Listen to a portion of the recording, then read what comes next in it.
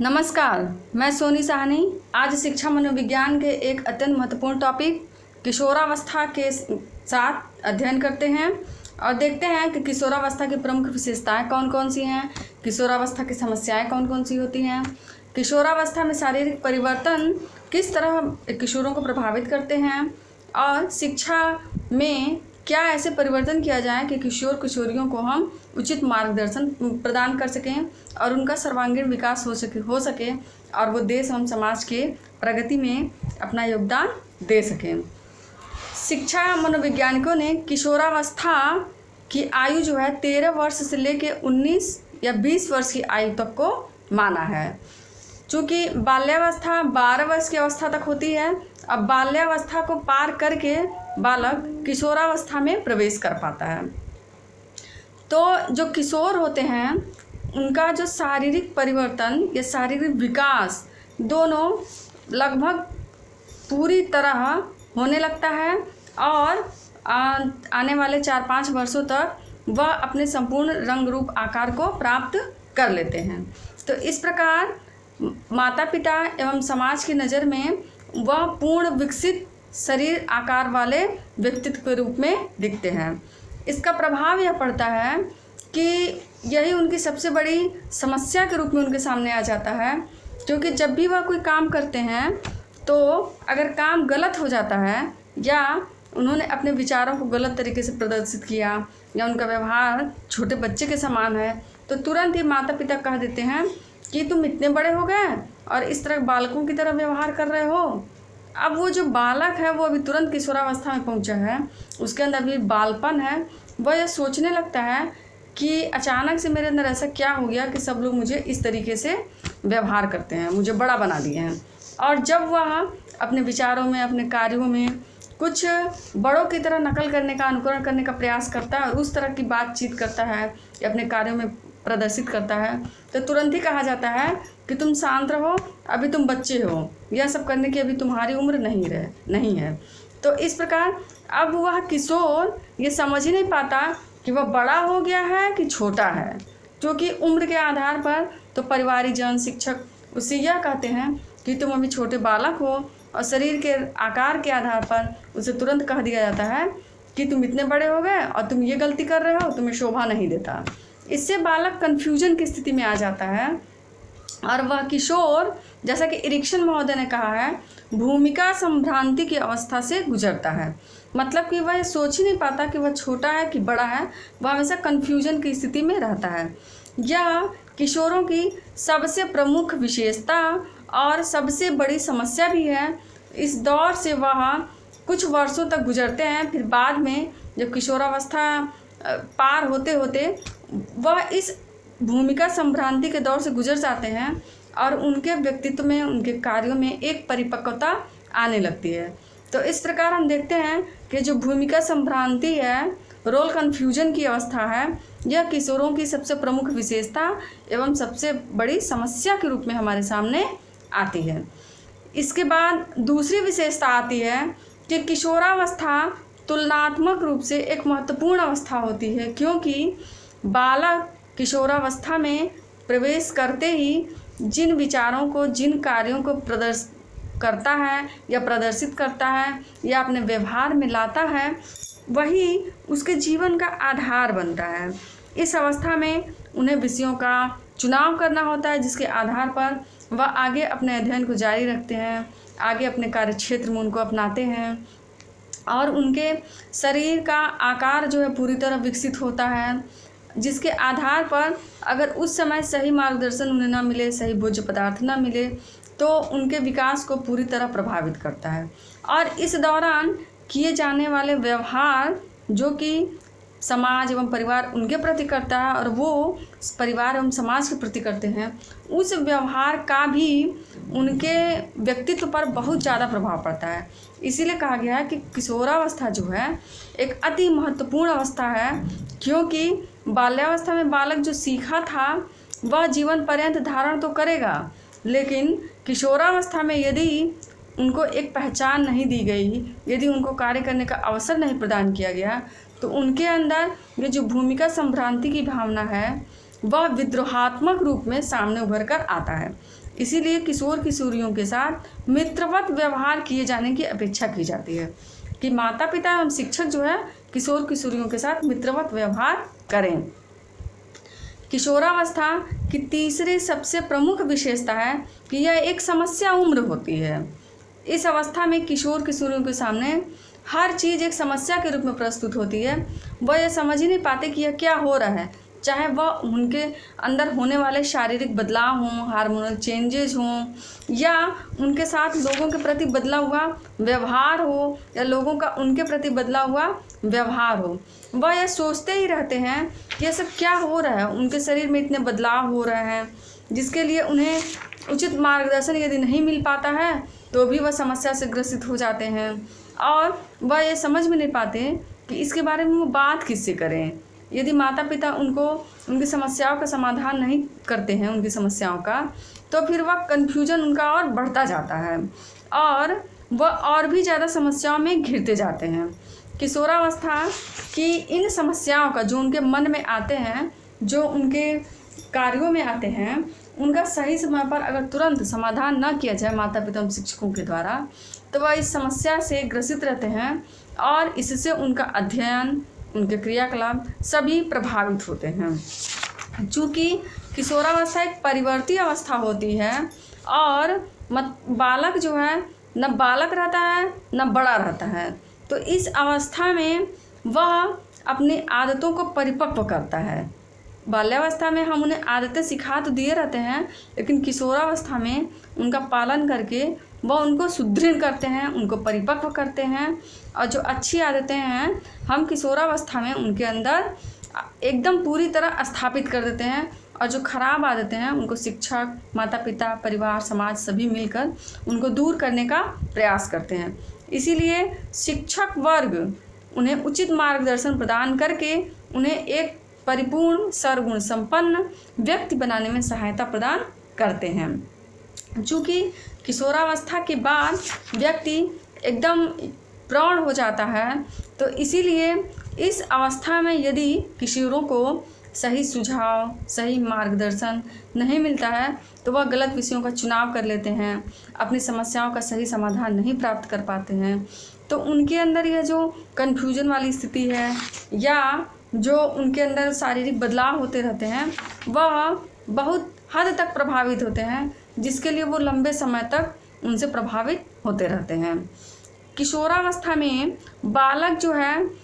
काल्पनिक यानी कि अवास्तविक परिस्थितियों से गुजर रहा होता है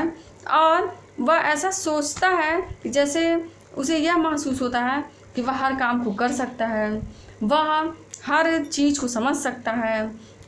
हर व्यक्ति को के सामने वह प्रस्तुत हो सकता है। मतलब कुल मिला के ये कहा जा सकता है कि किशोरावस्था जो है अवास्तविकताओं का समय है और इस अवस्था में किशोर जो है ऊंची ऊंची आकांक्षाएं अपना लेता है और अवास्तविक परिस्थितियों को वह सोचने लगता है, जिनका वास्तविकता से कम सामना होता है। इसीलिए किशोरों के बारे में ये कहा गया है कि यदि उनको वास्तविकता से अवगत न कराया जाए तो अपनी ऊंची ऊंची आकांक्षाओं के बल पर वह कल्पना लोक में ही विचरते रहेंगे और जब कल्पना लोक से निकलकर वह सामान्य परिस्थिति में आएंगे तब उनको लगेगा कि मैंने एक काफ़ी लंबा समय जो है यूं ही व्यर्थ कर दिया और जीवन कल्पना नहीं है, हमें इस तरह से कार्य करना है, इस तरह से सोचना है। और तब वह अपने व्यर्थ हुए समय के बारे में पछताते रह जाते हैं और इसके लिए अपने वह माता पिता और शिक्षकों को भी दोषी ठहराते हैं कि उन्हें सही समय पर सही मार्गदर्शन क्यों नहीं प्रदान किया गया और उनका ये समय जो है व्यर्थ हो गया और वह सही समय पर सही कार्य नहीं कर पाए। चूँकि किशोरावस्था में बालक कल्पना जगत में विचरण करता रहता है, अपनी आकांक्षाओं को बढ़ा लेता है और उसके अंदर जो है मानसिक यानी कि संवेगात्मक अस्थिरता पाई जाती है। कभी वह खुश रहेगा, कभी वह एकदम से कुछ सोचने लगेगा, कभी उदास रहने लगेगा। उसको घर वालों की या मित्रों की कोई भी बात जो है बहुत ज़्यादा अच्छी लगती है, बहुत ज़्यादा उनको प्रभावित करती है। तो ऐसी परिस्थिति में जबकि उनके अंदर संवेगात्मक अस्थिरता पाई जाती है, तब वह यह समझते हैं कि सब कुछ उनके मन के मुताबिक हो, इसीलिए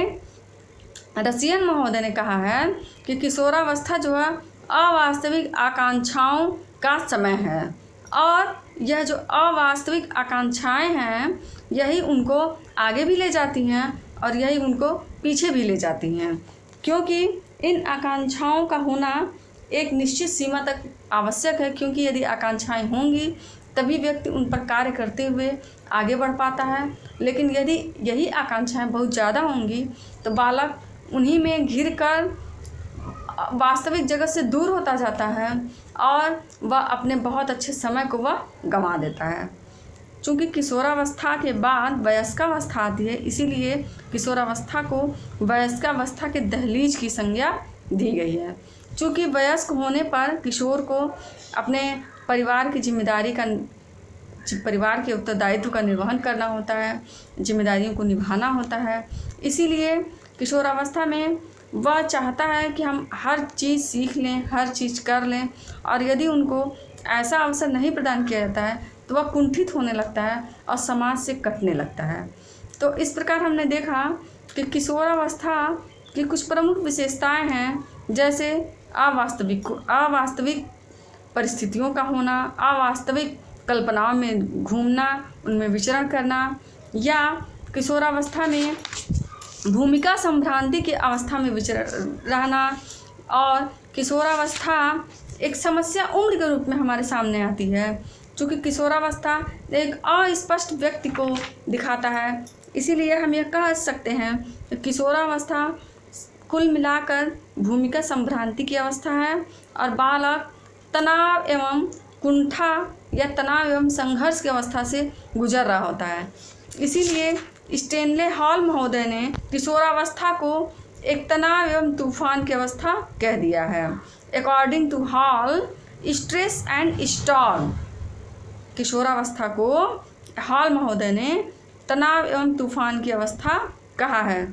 उनके अनुसार ये जो किशोर होते हैं वह हमेशा कुछ न कुछ सोचते रहते हैं, कुछ न कुछ नया करना चाहते हैं, और वह जो करते हैं उनको समाज द्वारा, परिवार द्वारा यदि अनुमोदन नहीं प्राप्त होता है तो वह तनावग्रस्त हो जाते हैं, और यदि अनुमोदन प्राप्त हो जाता है तो बहुत ही अत्यधिक प्रसन्न हो जाते हैं।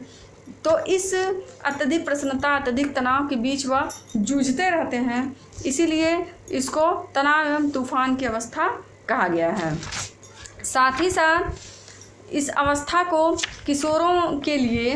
उनकी एक समस्या उम्र के रूप में निर्धारित किया गया है, और बैंडूरा महोदय ने, एक बहुत ही अच्छे शिक्षा मनोवैज्ञानिक हैं बैंडूरा महोदय, उन्होंने किशोरावस्था को ऑब्जर्वेशनल लर्निंग के रूप में कहा है। तात्पर्य इसका यह है कि इस अवस्था में बालक जो है अन्य सामाजिक गतिविधियों के माध्यम से सीखता है और अपने सिद्धांतों को वह निर्धारित करता है। इस अवस्था में हम यह देखते हैं कि जो किशोर होते हैं, किशोरियाँ होती हैं, वह ग्रुप में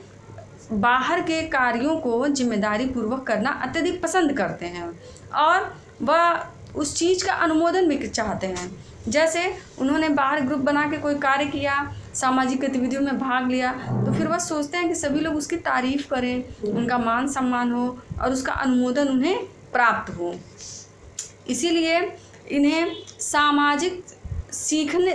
सीख के रूप में भी इस अवस्था को कहा गया है। किशोरावस्था एक अत्यंत ही महत्वपूर्ण अवस्था है और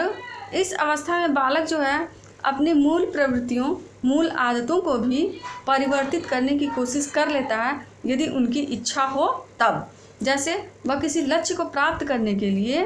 और अपने ग्रुप में कार्य करने के लिए अपने मूल प्रवृत्तियों और मूल आदतों तक में परिवर्तन करने को तत्पर हो जाते हैं। इसीलिए यदि वह उचित कार्य के लिए, अच्छे कार्य के लिए अपने अंदर कोई परिवर्तन लाना चाह रहे हैं, किसी चीज़ को अपनाना चाह रहे हैं, तो हमें उनकी सहायता करनी चाहिए। चूँकि किशोर किशोरियों का एक अलग कल्चर होता है और वह अपने ग्रुप के अकॉर्डिंग उसको वो डिसाइड करते हैं और वह सोचते हैं कि उनके ग्रुप का लीडर, चूँकि इस अवस्था के बालक, किशोर एवं किशोरियाँ जिस ग्रुप में रहते हैं उस ग्रुप का एक कोई ख़ास पर्सन होता है, मतलब उन्हीं के ग्रुप का एक साथी कोई एक ऐसा होता है जो यह बताता है कि हमें इस कार्य को ऐसे करना है, तो उसको वो अपने अंदर एक नेता के रूप में स्थापित कर लेते हैं और जो वह कहता है उसको वह करने की पूरी तरह कोशिश करते हैं। उनका मानना ये होता है कि हमारे नेता ने ये काम कहा है तो इसीलिए हमें इसको करना चाहिए। इसी प्रवृत्ति का लाभ उठाकर तमाम संस्थाएं, या हम कह सकते हैं जो शिक्षा की दृष्टि से हितकर नहीं होता, तमाम गतिविधियां ऐसी हो जाती हैं जिनसे किशोर किशोरियां जो है अपने मार्ग से भटक जाते हैं और तमाम राजनीतिक गतिविधियों में संलिप्त होकर अपने कार्यों से, अपने उत्तरदायित्व से दूर भागने लगते हैं और उन्हें यह लगता है कि हमारा नेता जो है जो कह रहा है वह सही है और हमारे माता पिता, हमारे शिक्षक वह हमें सही मशविरा, सही राय नहीं दे रहे हैं। और वो अपने नेता के पीछे इतना ज़्यादा हो जाते हैं कि अपने माता पिता और शिक्षकों को अपने लिए हितकर नहीं मानते और उन्हीं की बात मानते हैं। इसीलिए किशोरावस्था में एक मित्र की तरह माता पिता शिक्षकों को व्यवहार करना चाहिए, ताकि ये जो किशोर और किशोरियाँ हैं अपने माता पिता को अपना दोस्त समझकर अपनी बातों को बताएं और उनको छिपाएं नहीं। क्योंकि हो सकता है कि बाहर की दुनिया में उन्हें कोई बहला रहा हो, कोई फुसला रहा हो, कोई उन्हें अपने लिए यूज कर रहा हो और जिसे वो आपसे छिपा रहे हो, ना बता पा रहे हों। क्योंकि इस अवस्था में शारीरिक विकास पूरी तरह हो रहा होता है, हो चुका होता है और उनके अंदर असीम ऊर्जा होती है और वह मानसिक रूप से भी परिपक्वता की ओर अग्रसर होते हैं। तो इस अवस्था का, इस असीम ऊर्जा, इस मानसिक परिपक्वता का उपयोग कुछ गलत मानसिकता वाले व्यक्ति अपने हित के लिए अपना लेते हैं और जो देश, समाज और परिवार के हित में नहीं होता। तो कहा भी गया है कि यदि कोई कार्य तुरंत करवाना हो, सही तरीके से करवाना हो, तो किशोरों को आप आकर्षित करिए और किशोर किशोरियों को यह काम सौंपिए। वह काम पूरी निष्ठा से, जैसे आप कहेंगे उसी तरीके से, और जब कहेंगे जितनी मात्रा में कहेंगे उसी तरीके से होगा। तो तमाम अहितकर गतिविधियां, आपराधिक गतिविधियां किशोर किशोरियों के माध्यम से ही कुत्सित मानसिकता वाले व्यक्ति संचालित करने का प्रयास करते हैं। तो एक शिक्षक के रूप में या माता पिता के रूप में हमें किशोर किशोरियों को समझने की अत्यधिक आवश्यकता है। तो सबसे पहले हम यह जानते हैं कि किशोरावस्था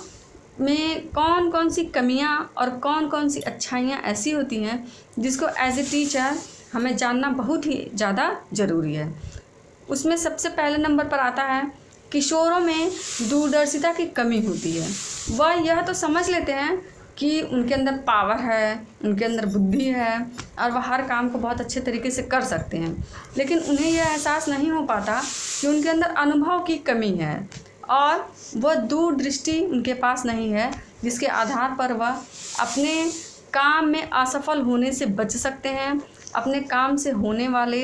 भयंकर परिणामों से बच सकते हैं। तो इस दूरदर्शिता की कमी को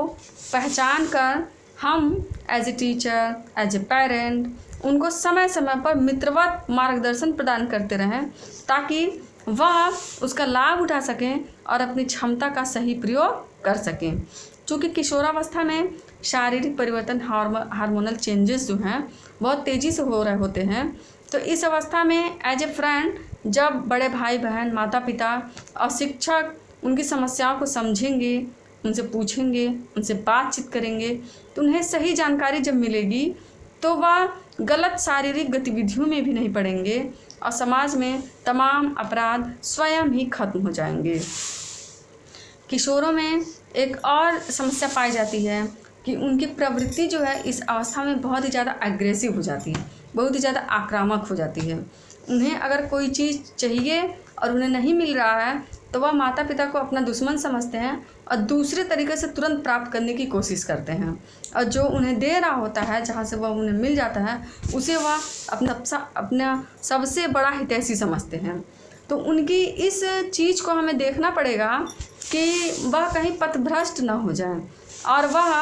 अपनी इस आक्रामक प्रवृत्ति के कारण किसी समस्या में न पड़ जाए, उन्हें कोई नुकसान न पहुंचाए। किशोरावस्था में होने वाले तमाम शारीरिक परिवर्तनों के कारण यदि उन्हें सही मार्गदर्शन नहीं मिलता है और उनकी आक्रामक प्रवृत्ति के कारण उन्हें सही तरीके से व्यवहार नहीं प्रदान किया जाता है, यदि मान लीजिए माता पिता या शिक्षक उनसे नाराज़ होकर उन्हें सही मार्गदर्शन न प्रदान करें, तो फिर वह जीवन पर्यंत अपनी इन समस्याओं के ही कारण, अपनी इन असफलताओं के कारण ही भयंकर परिणामों को प्राप्त करते रहेंगे, जो कि उनके लिए बहुत ही ज़्यादा हानिकारक होगा। आइए अब देखते हैं कि किशोरावस्था में शिक्षा का स्वरूप कैसा हो। चूँकि किशोरों में सबसे बड़ी आवश्यकता प्रतिष्ठा की होती है और वह अपने आप को अनुमोदन प्राप्त करवाना चाहते हैं कि वह जो कार्य कर रहे हैं उसका अनुमोदन माता पिता और शिक्षक करें, और साथ ही साथ वह यह चाहते हैं कि उनकी प्रतिष्ठा बढ़े अपने साथियों के बीच में, अपने आसपास के वातावरण में, अपने परिवार में उनको मान सम्मान प्राप्त हो और कोई उनको छोटा बच्चा ना समझे और उनको प्रतिष्ठा प्रदान करें। चूँकि वह हर काम को प्रॉपरली सही तरीके से करने की कोशिश करते हैं, तो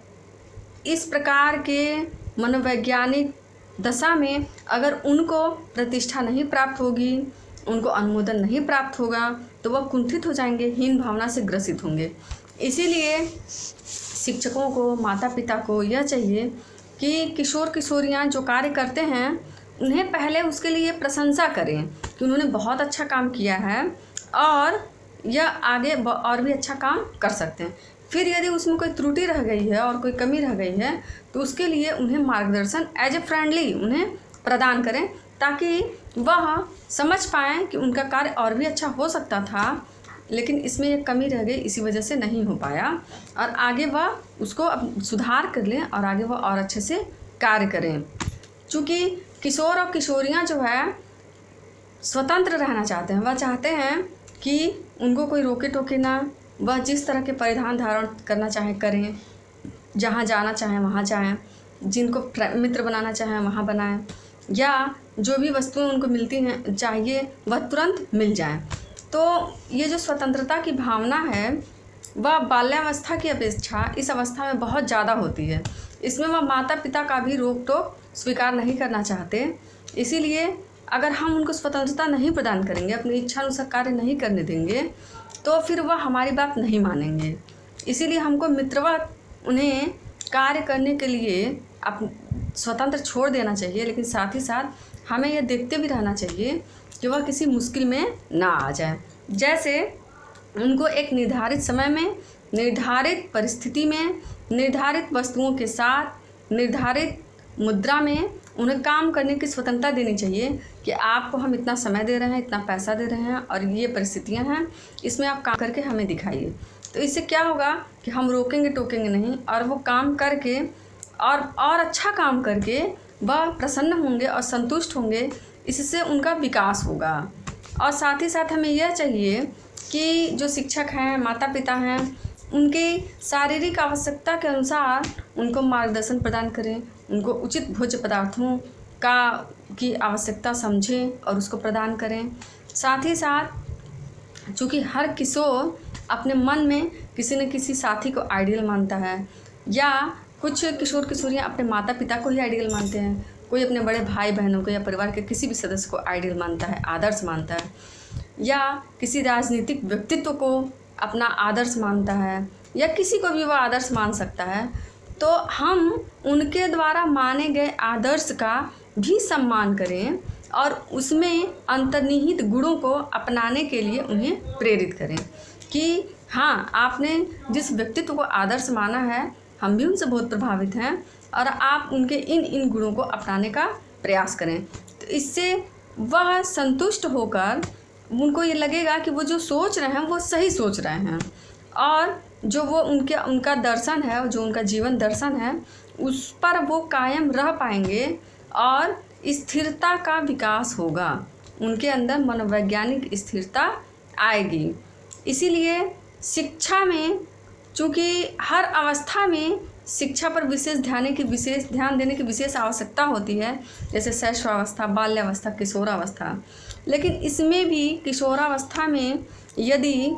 उनको सही सुझाव ना मिले, सही मार्गदर्शन ना मिले, सही अवसर ना मिले, तो फिर वह गलत दिशा में मुड़ जाते हैं, आपराधिक गतिविधियों में सम्मिलित हो जाते हैं। चूँकि उनके अंदर ऊर्जा बहुत ज़्यादा होती है, मानसिक परिपक्वता की ओर वह अग्रसर होते हैं। तो इस अवस्था में यदि उनको सही मार्गदर्शन नहीं मिला तो फिर वह आपराधिक गतिविधियों में संलिप्त हो जाते हैं और गलत तरीके से धनोपार्जन करने का प्रयास करते हैं, अर्थोपार्जन करने का प्रयास करते हैं और देश एवं समाज को नुकसान पहुंचाते हैं। एक खास बात और है कि यदि बाल्यावस्था में हम विशिष्ट बालकों की पहचान नहीं कर पाए हैं, उनके अनुसार शिक्षा का प्रबंध नहीं कर पाए, तो किशोरावस्था में यदि नहीं किया गया तो जो दिव्यांग बालक हैं, विभिन्न दोषों से ग्रस्त बालक हैं, वह तो हीन भावना से ग्रस्त हो ही जाएंगे, लेकिन जो विशिष्ट बालक हैं, प्रतिभाशाली बालक, सृजनात्मक बालक, वह अपनी विशेष क्षमता का गलत दिशा में प्रयोग करके बहुत ही ज़्यादा नुकसान स्वयं को भी पहुंचाएंगे और देश एवं समाज को भी पहुंचाएंगे। कहा भी गया है, तमाम शिक्षा मनोवैज्ञानिकों ने इस बात की पुष्टि भी की है कि यदि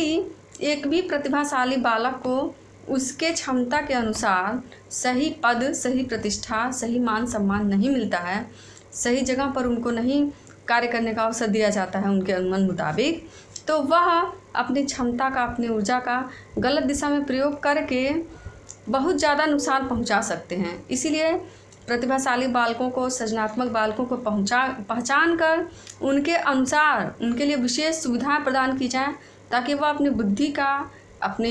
क्षमता का, अपनी परिपक्वता का देश एवं समाज के हित में प्रयोग कर पाएँ। और साथ ही साथ हमारे देश की एक जो सबसे बड़ी समस्या है ब्रेन ड्रेन, मतलब कि प्रतिभा पलायन, हमारे यहाँ के युवा जो है वह दूसरे देशों में जाके अपनी क्षमता का प्रयोग जो है बहुत ज़्यादा करते हैं और उस देश को जहाँ वो रह रहे होते हैं उसको आगे बढ़ाते हैं। तो जब उन्हें हमारे ही देश में शिक्षा का उचित अवसर मिलेगा, कार्य करने का उचित अवसर मिलेगा, उनकी प्रतिभा का सम्मान होगा, तो अपने ही देश में रुक के अपने देश को वो आगे बढ़ाएंगे। इसके अलावा यदि उनको जब ये सब प्राप्त हो जाएगा तो फिर वह आपराधिक गतिविधियों में संलिप्त नहीं होंगे